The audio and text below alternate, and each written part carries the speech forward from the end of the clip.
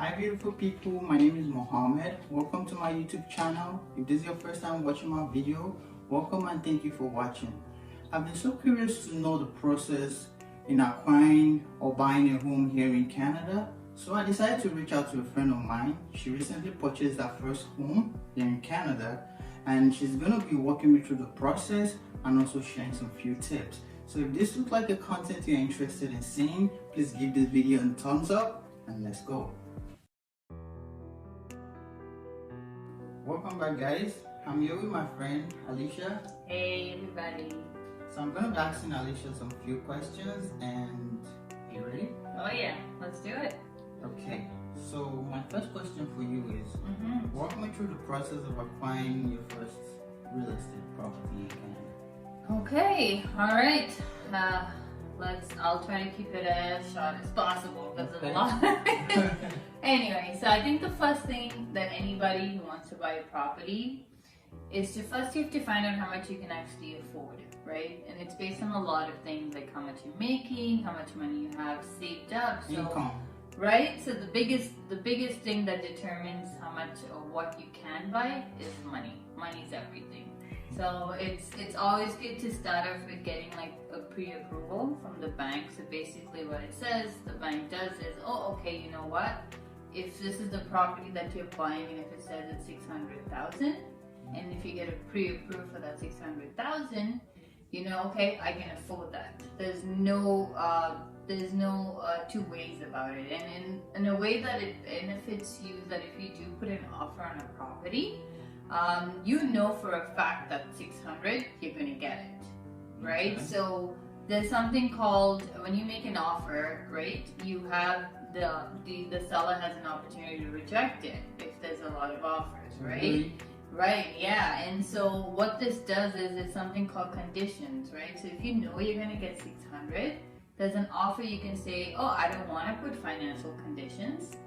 I'm going straight in, so no conditions. And that's why one of the pre-approval is very beneficial for you. And so that's something I would start off with, and that's what we did. And the other thing is you want to get an agent if that's something they know their work, they know the area, so it's easy. They take care of all, right? They take care of all the paperwork, so you don't have to do it.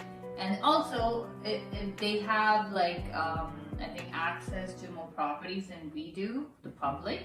So yeah, so something like that. And then yeah, the whole, I think the most exciting part is going and seeing properties. The uneventful part is when you don't get it.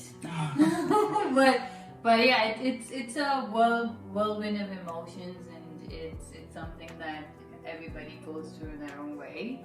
But yeah, get that approval guys, because you know that's going to help you and it's going to ease the tension of money. Okay. My next question to you is, why real estate? Alright, real estate is a really good investment, no two ways about it.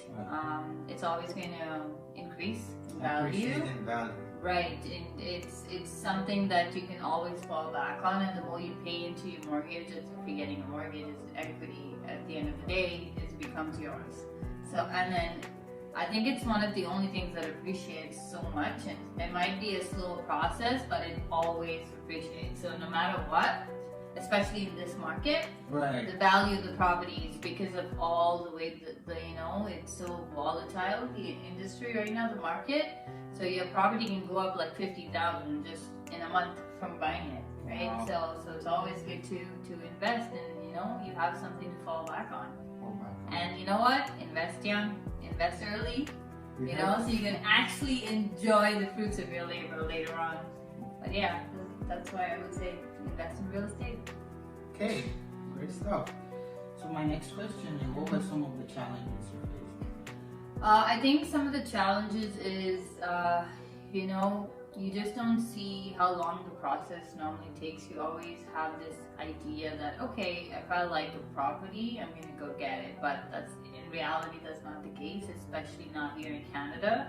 You have something called like bidding wars, right? So it could be like you like a property and there's like 10 other 15 offers on there. And especially if your budget is limited, it only can push you so far.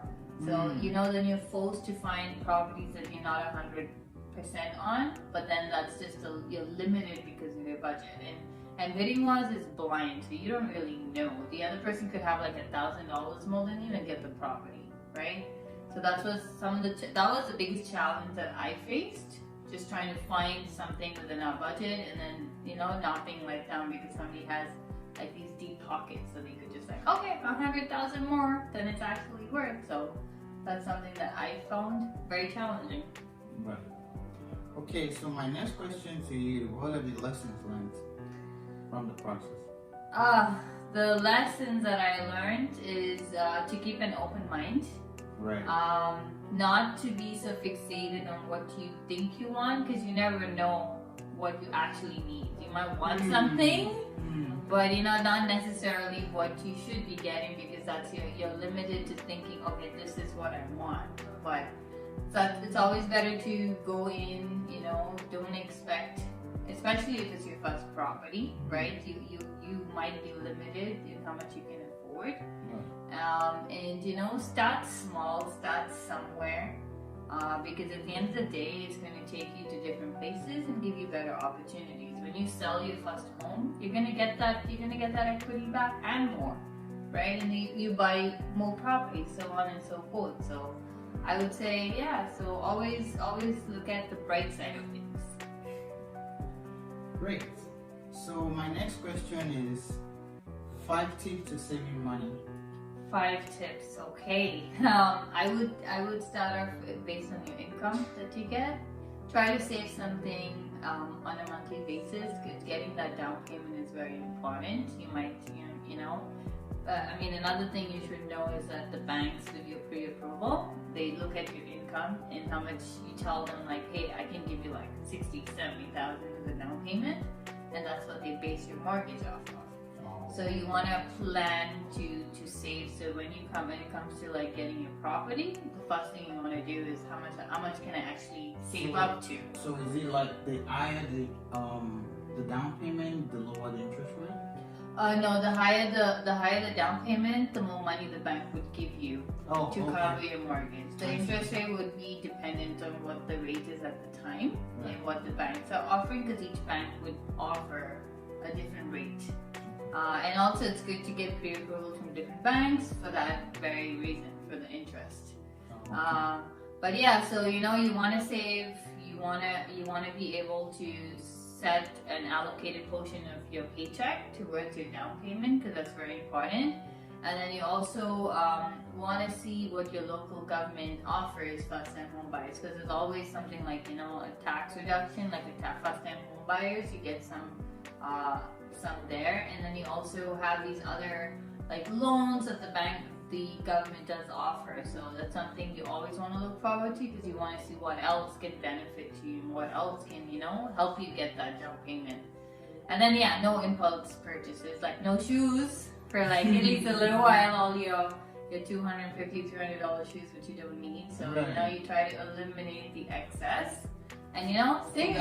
Right? Yeah, so you gotta save, you gotta commit, and you gotta be focused, because this is a big step, it's a big investment, and a lot of your resources are going to go to it. But it pays off in the end, and it's nice to call something your own. But so those are the few things that I can think about. Just save every way you can, and then don't eat out too often. Try to be more resourceful. Those are the few things that I can think of off the top of my head. Okay. Thank you so much for having this conversation with me. You're most welcome. I'm sure we'll be able to share some knowledge and also help first-time home buyers, right, who are looking forward to get their homes. And I'm glad we had this conversation. I'm sure. I hope some of the takeaways you could use, and in your own experiences, and certainly hope it was helpful to somebody out there looking to buy. Alright guys, so that will be the end of this segment. Thank you guys for watching. Please don't forget to leave a comment below and give this video a thumbs up as well. Thank you guys, and I'll see you next time. Take care. Bye.